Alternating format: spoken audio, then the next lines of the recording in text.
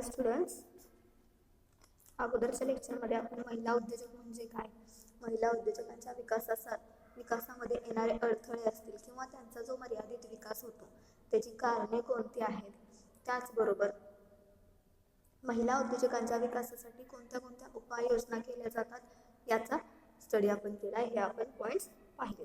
आणि आजच्या लेक्चरमध्ये आपण role of self help groups in woman entrepreneurship development म्हणजे स्वयंसहाय्यता समूहाची महिला उद्योजकता विकासामध्ये भूमिका कोणती आहे हे बघणार आहोत. ओके, स्वयंसहाय्यता समूह जे असतात ते महिला उद्योजकांच्या विकासामध्ये कोणती भूमिका बजावत असतात. कंपल्सरी लेक्चर ऐकत असताना लेक्चरच्या कमेंट सेक्शनमध्ये कमेंट बॉक्समध्ये तुमचे नाव मेन्शन करा. काय सांगितले तुम्हाला यामध्ये, महिला उद्योजकता विकासामध्ये स्वयंसहाय्यता समूहाची भूमिका उल्लेखनीय स्वरूपाची आहे. ओके, बघा, महिला उद्योजकता विकासामध्ये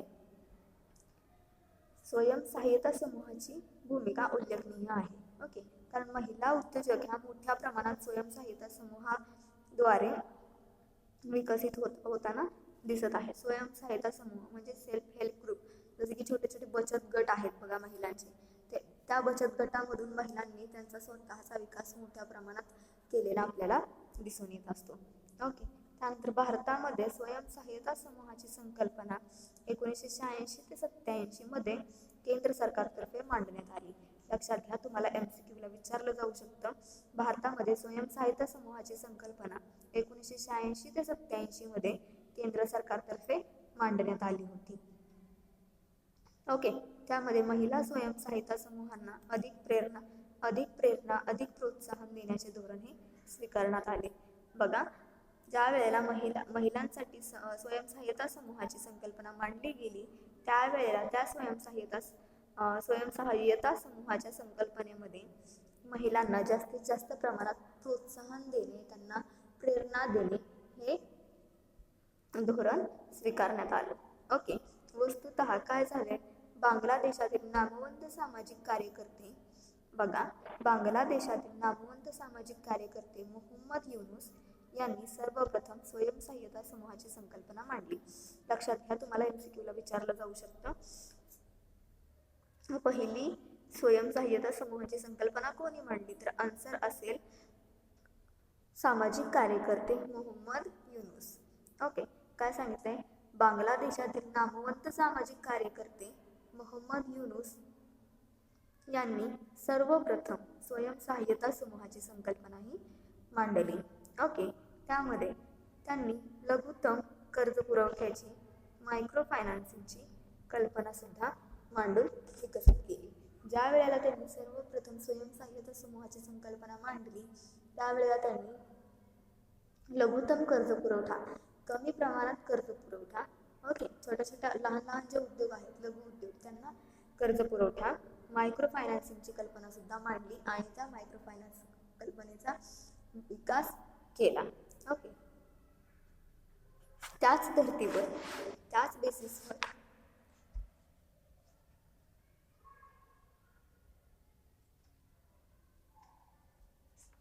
मोहम्मद युनूस यांच्या, लक्षात घ्या, त्याच बेसिसवरती मोहम्मद युनूस यांच्या ग्रामीण महिलांच्या विकासाचे प्रतिमान मॉडेल आधारभूत मानून भारताने स्वयंसहाय्यता समूहाच्या स्थापनेसाठी राष्ट्रीय ग्रामीण उदरनिर्वाह योजना, national rural livelihood mission NRLM, national rural livelihood mission NRLM, राष्ट्रीय ग्रामीण उदरनिर्वाह योजना सुरू केली. लक्षात घ्या, तुम्हाला विचारलं जाऊ शकतं, याचा लॉंग फॉर्म तुम्हाला विचारला जाऊ शकतो, NRLMचा लॉंग फॉर्म विचारला जाऊ शकतो. ओके, त्यामध्ये काय सांगितलंय, सगळ्यात अगोदर भारतामध्ये स्वयंसहाय्यता समूहाची संकल्पना 1986 ते 87 मध्ये केंद्र सरकारने मांडली. ओके, त्यानंतर ज्या वेळेला ती संकल्पना मांडली त्यावेळेला त्यामध्ये कोणतं धोरण स्वीकारण्यात आलं, तर त्याच्यामध्ये जे धोरण स्वीकारलं गेलं ते म्हणजे महिला उद्योजकांना प्रोत्साहन देणं, त्यांना प्रेरणा देणं. ओके. त्यानंतर वस्तुतः काय झालंय की बांगलादेशातील नामवंत सामाजिक कार्यकर्ते मोहम्मद युनूस यांनी सर्वात अगोदर स्वयंसहाय्यता समूहाची संकल्पनाही मांडली आणि त्याद्वारे लघुतम कर्ज पुरवठ्याची संकल्पनाही त्यांनी मांडली आणि ती विकसित केली. मायक्रो फायनान्सिंगची कन्सेप्ट कुणी मांडली तर ते माहिती असलं पाहिजे तुम्हाला, मोहम्मद युनूस यांनी. त्याच बेसिसवरती मोहम्मद युनूस यांनी त्यांच्या ग्रामीण महिलांचे विकास प्रतिमान मोहम्मद युनूस यांनी ग्रामीण महिलांच्या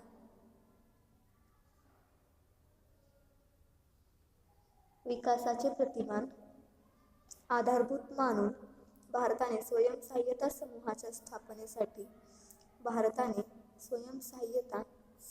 स्थापनेसाठी राष्ट्रीय ग्रामीण उदरनिर्वाह योजना सुरू केली. तर राष्ट्रीय ग्रामीण उदरनिर्वाह योजना कोणी सुरू केली तर आन्सर असेल मोहम्मद युनूस. ओके. त्यानंतर 1986 ते 87 मध्ये सुरू केलेली ही योजना 1992 नंतर अधिक गतिमान झाली. लक्षात घ्या, 1986 व 87 मध्ये सुरू केलेली ही योजना कोणती? राष्ट्रीय ग्रामीण उदरनिर्वाह योजना 1992 नंतर अधिक गतिमान झाली. लक्षात घ्या, MCQ ला विचारलं जाऊ शकतं की राष्ट्रीय ग्रामीण उदरनिर्वाह योजना केव्हा सुरू झाली किंवा ती गतिमान केव्हा झाली, कधी झाली. ओके. ग्रामीण भागांमध्ये स्वयंसहाय्यता समूह व बचत गट स्थापनेसाठी विशेष प्रोत्साहन योजना ह्या सुरू केल्या गेल्यात. लक्षात घ्या, ग्रामीण भागामध्ये स्वयंसहाय्यता समूह व बचत गट स्थापनेसाठी विशेष योजना सुरू केल्या गेल्या. ग्रामीण भागामध्ये स्वयंसहाय्यता समूहासाठी म्हणजेच बचत गटांसाठी वेगवेगळ्या योजना ह्या सुरू केल्या गेल्या. त्यामध्ये विशेषतः महिलांचा सहभाग वाढवण्यासाठी विशेष प्रयत्न केले. ओके. जे काही बचत गट किंवा स्वयंसहाय्यता समूह ते तयार केले गेले त्यासाठी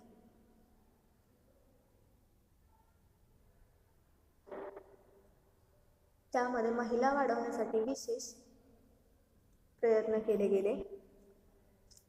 केंद्र सरकारने सर्व राज्य सरकारांना स्वयंसहाय्यता समूहाच्या स्थापनेसाठी खास प्रयत्न करण्यास सांगितले.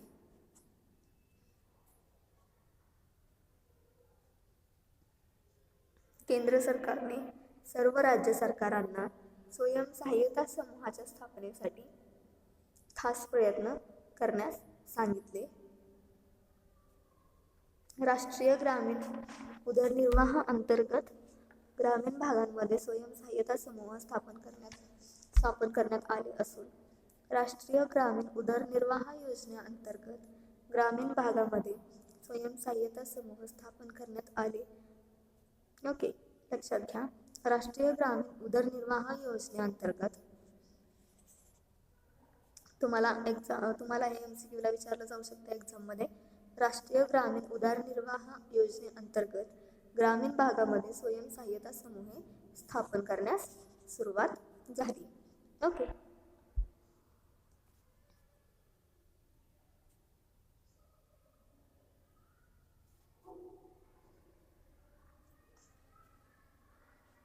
त्यानंतर स्वयंसहाय्यता समूह हे बचत गट, बघा, स्वयंसहाय्यता समूह हे बचत गट या नावाने ओळखले जातात. लक्षात घ्या, स्वयंसहाय्यता समूहांना दुसरं नाव कोणतं आहे हे जर तुम्हाला विचारलं तर त्याचा आन्सर असेल बचत गट.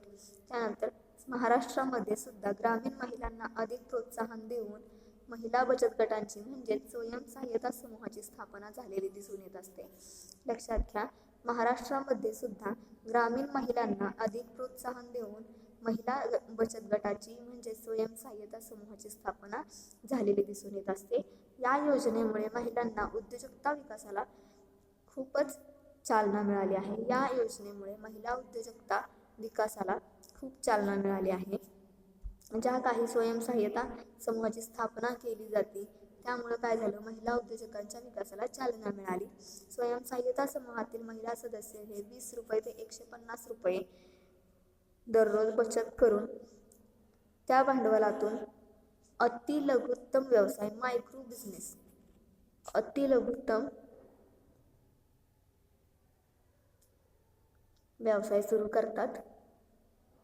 काय सांगितलंय, स्वयंसहाय्यता समूहातील महिला सदस्य दररोज 20 रुपयापासून 150 रुपयापर्यंत बचत करून त्या भांडवलामधून छोट्यात छोटा लहानात लहान व्यवसाय हा सुरू करत असतात. ओके, बचत गटामध्ये ह्या समूहांना व्यापारी बँकांमार्फत सुलभ कर्ज पुरवठा करून दिला जात असतो.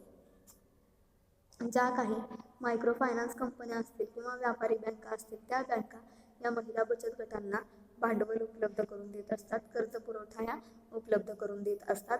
ओके, तसेच राज्य सरकारतर्फे विविध योजनांखाली त्या समूहाच्या व्यवसायासाठी कच्चा माल, विपणन सुविधा, विक्री व्यवस्था, जाहिरात सुविधा इत्यादी सुविधा पुरवण्यात येत असतात. बघा, तसेच राज्य सरकारतर्फे विविध योजनांखाली त्या समूहाच्या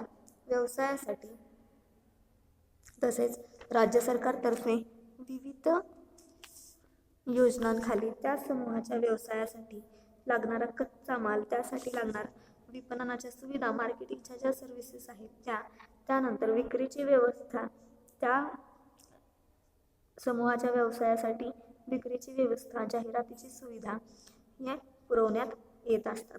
ओके, राज्य सरकारतर्फे विविध योजना आखल्या जातात व त्या समूहाच्या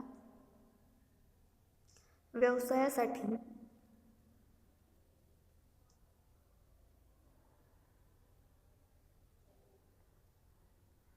कच्चा माल, विपणन सुविधा, विक्री व्यवस्था, जाहिरात सुविधा व इत्यादी सुविधा ह्या पुरवण्यात येत असतात. ओके, राज्य सरकारतर्फे स्वतः पुढाकार घेऊन ह्या स्वयंसहाय्यता समूहांच्या उत्पादनाची जाहिरात व विक्री होण्यासाठी शहरामध्ये दरवर्षी प्रदर्शने आयोजित केली जातात. लक्षात घ्या, राज्य सरकारतर्फे स्वतः पुढाकार घेऊन या स्वयंसहाय्यता समूहाचे जे उत्पादने आहेत त्यांची जाहिरात करणे, त्यांची विक्री करण्यासाठी शहरामध्ये वेगवेगळे प्रदर्शने आयोजित केली जातात. आपल्या इथं बघा, सातारा शहरामध्ये जेडपीचं जे ग्राउंड आहे आपलं, त्या ग्राउंडवरती मानदेशी महोत्सव हा दरवर्षी आयोजित केला जात असतो. ओके, त्या महोत्सवामध्ये काय असतं, त्या महोत्सवामध्ये फक्त त्या स्त्रिया किंवा ते उद्योजक किंवा ते व्यावसायिक त्यामध्ये भाग घेतात की जे महिला उद्योजक असतात आणि जे बचत गटातर्फे पुढे यशस्वी सक्सेस झालेले असतात. ती लोक मानदेशी महोत्सवामध्ये आलेले असतात आपले उत्पादन विकण्यासाठी किंवा आपल्या ज्या वस्तू आहेत त्याची माहिती लोकांपर्यंत पोहोचवण्यासाठी ती लोक तिथं आलेली असतात. बऱ्याच 100%मध्ये 90% तरी महिला बचत गट तिथं आलेले असतात की जेणेकरून महिला बचत गटातर्फे जे व्यवसाय केले जातात ते व्यवसाय तिथं लोकांना दाखवण्यासाठी, लोकांना तिथे जाहिरात करण्यासाठी, विक्री करण्यासाठी त्या घेऊन आलेल्या असतात महिला उद्योजक. ओके, तर ही प्रदर्शने शहरी तसेच ग्रामीण भागात सुद्धा आयोजित करण्यात येत असतात. जी काही महिला उद्योजक ज्या स्वयंसहाय्यता समूहातर्फे जे काही महिला उद्योजक व्यवसाय करत असतात त्यांच्या उत्पादनाची जाहिरात व विक्री करण्यासाठी शहरामध्ये व तसेच ग्रामीण भागामध्ये सुद्धा वेगवेगळी प्रदर्शनही आयोजित केली जात असतात, जेणेकरून त्यांच्या ज्या वस्तू आहेत त्या लोकांपर्यंत पोहोचाव्या, त्यांच्या वस्तूच्या मोठ्या प्रमाणात जाहिराती व्हाव्या व त्यांच्या वस्तूची विक्रीही मोठ्या प्रमाणात व्हावी. ओके, महाराष्ट्रात काही निमशासकीय सामाजिक संस्था सुद्धा ह्या समूहांना प्रोत्साहन देत असतात. महाराष्ट्रात बघा, काही निमशासकीय म्हणजेच नॉन गव्हर्नमेंट ऑर्गनायझेशन NGOs, हे तुम्हाला लॉंग फॉर्म याचा विचारला जाऊ शकतो MCQला. महाराष्ट्रामध्ये काही ज्या निमशासकीय संस्था आहेत त्या संस्था या स्वयंसहाय्यता समूहांना म्हणजेच बचत गटांना प्रोत्साहन देत असतात. ओके, त्यानंतर महिला उद्योजकता विकासामध्ये या समूहाचे योगदान हे उल्लेखनीय ठरले आहे. महिला उद्योजकता विकासामध्ये या समूहाचे योगदान हे उल्लेखनीय ठरले आहे. जे काही बचत गट असतील किंवा स्वयंसहाय्यता समूह असतील यांचं योगदान हे महिला उद्योजकांच्या विकासामध्ये अतिशय महत्त्वाचं आहे. कारण जास्तीत जास्त प्रमाणात महिलांचा विकास हा स्वयंसहाय्यता समूहाने केलेला आहे, बचत गटांनी केलेला आहे. ओके. भारतामध्ये 2009 ते 10 पर्यंत 69.53 लाख स्वयंसहाय्यता समूह झाले आहेत. लक्षात घ्या, तुम्हाला आकडा 2010 पर्यंतचा आहे हा. भारतामध्ये 2009 ते 10 पर्यंत किती 69.53 लाख स्वयंसहाय्यता समूह म्हणजे बचत गट हे स्थापन झालेत भारतामध्ये. मला आता वाटतं हा आकडा तुम्हाला 2009 ते 10चा सांगितलाय. आताचा जर आपण आकडा जर काढायचा म्हणलं तर आताचा करंटचा आपण काढूयात. 2020 हे सोडून देऊयात, 2019 पर्यंत घेऊयात आपण. 2019 पर्यंत माझ्या माहितीनुसार हा आकडा 80 ते 90 लाख क्रॉस झाला असणार आहे बचत गट सापडाचा. ओके. तर त्यामध्ये 53.10 लाख महिलांचे स्थापन झाले. बघा 2009-10 मध्ये किती स्वयंसहाय्यता समूह स्थापन झाले तर 69 लाख. ओके. आणि त्यामध्ये 53 लाख हे समूह महिलांचे आहेत. ओके. 53 लाख बचत गट हे महिलांचे आहेत. त्यानंतर 2012-13 मध्ये भारतातील ह्या समूहाची संख्या 73 लाख एवढी होती. बघा 2012-13 मध्ये किती बचत गट होते तर 73 लाख बचत गट 2012-13 मध्ये होते. आणि त्यामध्ये केवळ महिलांची संख्या ही 59 लाख इतकी होती. बघा 73 लाख एकूण बचत गट भारतामध्ये कधी 2012-13 ला. त्यामध्ये महिलांची संख्या किती 60 लाख. ओके. त्यांनी आपल्या बचतीतून सुरू केलेल्या व्यवसायामध्ये महिलांनी आपली जी बचत केली जाते आणि त्या बचतीतून जो व्यवसाय सुरू केला जातो त्याला 6,515 कोटी रुपयांची उलाढाल केली आहे. 2012-13 मध्ये महिलांनी बचत करून जो व्यवसाय सुरू केला त्या व्यवसायाने 6,515 कोटी रुपयाची उलाढाल केली आहे. 2012-13 मध्ये व्यापारी बँकांनी ह्या महिलांना समूहांना एकूण 32,840 कोटी रुपयाचा पतपुरवठा केला आहे. ज्या काही फायनान्स कंपन्या असतील ज्या काही फायनान्स प्रोव्हाइड करत असतात छोट्या प्रमाणात, त्याचबरोबर ज्या व्यापारी बँका आहेत त्या व्यापारी बँकांनी 2012-13 मध्ये महिला उद्योग समूहांना, महिला बचत गटांना 32,840 कोटी रुपयाचा कर्ज पुरवठा पतपुरवठा केला आहे. ओके. त्याचबरोबर महाराष्ट्रामध्ये महिला आर्थिक विकास महामंडळाच्या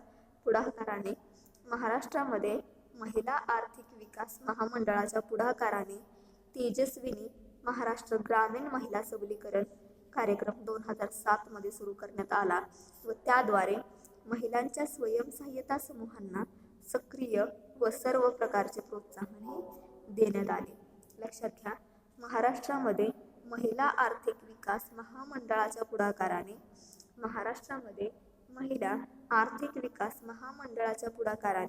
तेजस्विनी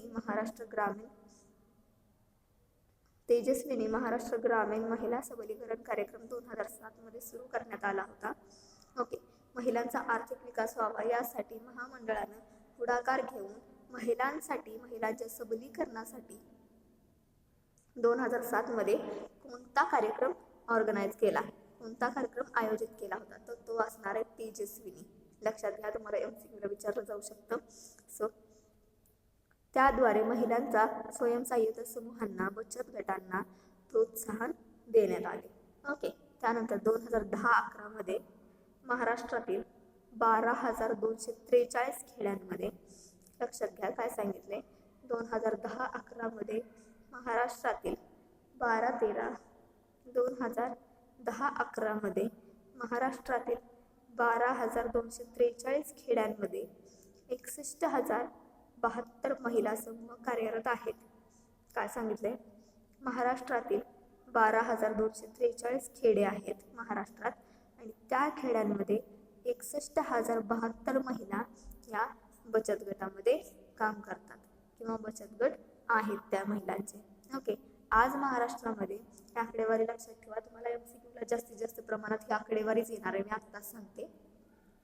आज महाराष्ट्रात सुमारे 2 लाख समूह असून, लक्षात घ्या, आज महाराष्ट्रात सुमारे 2 लाख हे बचत गट किंवा स्वयंसहाय्यता समूह असून त्यापैकी 1.67 लाख समूह हे महिलांचे आहेत. बघा, आजच्या स्थितीला महाराष्ट्रात 2 लाख बचत गट आहेत. ओके, आपल्या महाराष्ट्रामध्ये फक्त 2 लाख बचत गट आहेत आणि त्यापैकी 1.5 लाख बचत गट हे महिला उद्योजकांचे आहेत. लक्षात घ्या, तुम्हाला हा आकडा विचारला जाऊ शकतो. आजच्या स्थितीला महाराष्ट्रामध्ये एकूण किती बचत गट आहेत, तर त्याचं उत्तर असणार आहे 2 लाख. त्यामध्ये महिलांचे किती आहेत, तर 1.5 लाख. ओके, या सर्व समूहामध्ये 1.5 लाख म्हणजे 1.67 लाख. लक्षात घ्या, ऑप्शन असेल तुम्हाला 1.67 लाख, 1.50 लाख, 1.40 लाख का 2 लाख.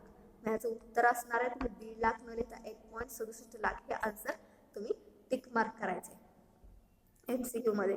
त्यानंतर ह्या सर्व समूहामध्ये एकूण 7.89 लाख महिला ह्या सहभागी आहेत. लक्षात घ्या, महाराष्ट्रामध्ये किती बचत गट आहेत, तर 2 लाख. त्यामधले महिलांचे किती, तर 1.67 लाख. त्यामध्ये किती महिला सहभागी आहेत, त्यामध्ये 7.89 लाख किंवा 7.90 लाख महिला त्यामध्ये सहभागी आहेत. ओके, त्या महिलांनी सहभाग त्यामध्ये घेतलाय. दुसऱ्या भाषेत महाराष्ट्रातील या 7.89 लाख महिला लघुत्तम व्यवसायामध्ये कार्यरत आहेत. लक्षात घ्या, 7.89 लाख महिला ह्या लघुत्तम व्यवसायामध्ये कार्यरत आहेत, कार्य करत आहेत. म्हणून महिला उद्योजकता विकासामध्ये ह्या महिलांची भूमिका महत्त्वाची समजली जाते. ओके, काय सांगितलंय, महाराष्ट्रात एकूण बचत गट किती, तर 2 लाख. ओके, 2 लाख बचत गट, त्यामध्ये महिलांचे किती, 1.67 लाख. महिलांचे 1.67 लाख. त्यामध्ये किती महिला सहभागी आहेत, तर त्यामध्ये 7.89 लाख. ओके, आणि त्यानंतर दुसऱ्या भाषेत 7.89 लाख ज्या महिला आहेत त्यांनी कोणता व्यवसाय केलाय, म्हणजे लघुत्तम आहे तो का, स्मॉल स्केल आहे, मीडियम स्केल आहे, लार्ज स्केल आहे, मोठा आहे, लघुत्तम आहे, मध्यम आहे, कसा उद्योग आहे त्यांचा, तर त्यांचा व्यवसाय हा लघुत्तम आहे. ओके, म्हणून महिला उद्योजकता विकासामध्ये महिला समूहाची भूमिका ही अतिशय महत्त्वाची आहे. बघा, महिला समूहातर्फे, स्वयंसहाय्यता समूहातर्फे, बचत गटातर्फे किंवा बचत गटाची काय भूमिका आहे महिला उद्योजकांचा विकास होण्यामागे किंवा महिलांचा विकास हा होण्यामागे. त्यामध्ये काय सांगितलंय, भारतातील ह्या स्वयंसहाय्यता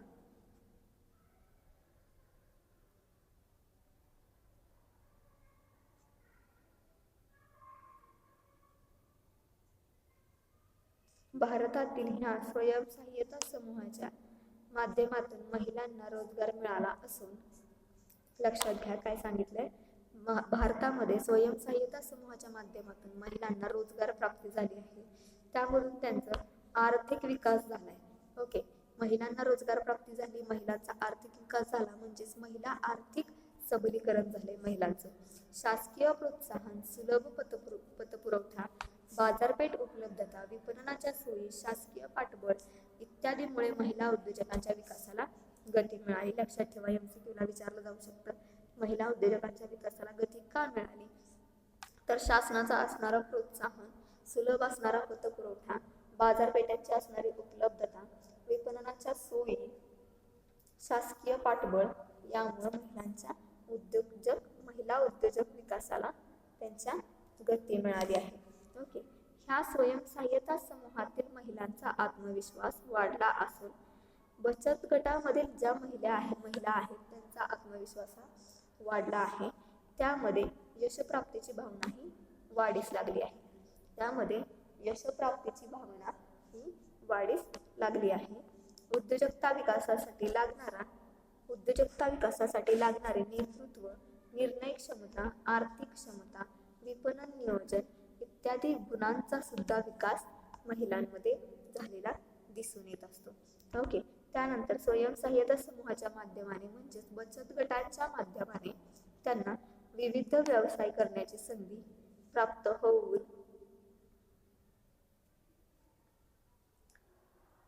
स्वयंसहाय्यता समूहाच्या माध्यमाने त्यांना विविध व्यवसाय करण्याची संधी प्राप्त झाली.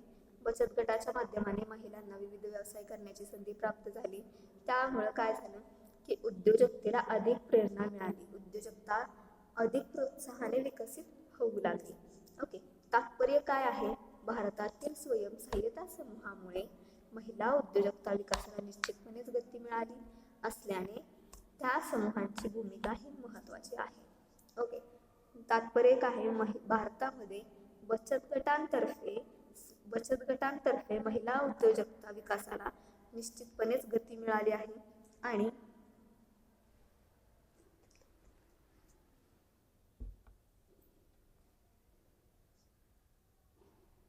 भारतातील स्वयंसहाय्यता समूहामुळे महिला उद्योजकता विकासाला निश्चितपणे गती मिळाली आहे आणि त्यामध्ये महिला उद्योजकता विकासामध्ये स्वयंसहाय्यता समूहाची म्हणजेच बचत गटांची भूमिका ही महत्त्वाची आहे. अशा पद्धतीने आपण आज काय पाहिलंय तर स्वयंसहाय्यता समूहाची भूमिका महिला उद्योजकता विकासामध्ये किती महत्त्वाची आहे किंवा महिला उद्योजकता विकासामध्ये असणारी स्वयंसहाय्यता समूहाची म्हणजेच बचत गटांची भूमिका. ओके, यामध्ये आपण पाहिले की बचत गटामुळे स्वयंसहाय्यता समूहामुळे महिलांचा विकास हा कशा प्रमाणात झाला आहे आणि सध्याच्या स्थितीला किती बचत गट आहेत, त्यामध्ये किती बचत गट असे महिलांचे आहेत, त्यामधून महिलांनी कोणत्या प्रकारचे व्यवसाय केले आहेत, त्यामध्ये किती महिला सहभागी आहेत, त्याचबरोबर राज्य सरकार केंद्र सरकार महिलांना कशा पद्धतीने प्रोत्साहन करतं, कशा पद्धतीने त्यांना प्रेरणा देतं, त्यांच्या व्यवसायामधून ज्या वस्तूंचं उत्पादन होतं त्या वस्तूंसाठी जाहिराती कशा पद्धतीने केल्या जातात, त्या वस्तू लोकांना माहिती व्हाव्यात म्हणून कशा पद्धतीनं त्यांचं प्रदर्शनेही आयोजित केली जातात बचत गटातर्फे केल्या जाणाऱ्या उद्योजकांना किंवा उद्योगांना. ओके, सो आजच्या लेक्चरमध्ये आपण काय पाहिले? स्वयंसहाय्यता समूहाची महिला उद्योजकता विकासामध्ये असणारी भूमिका. ओके, नेक्स्ट लेक्चरला आपण बघूयात जो पुढचा पॉइंट असेल आपला तो बघूयात. Okay, thank you.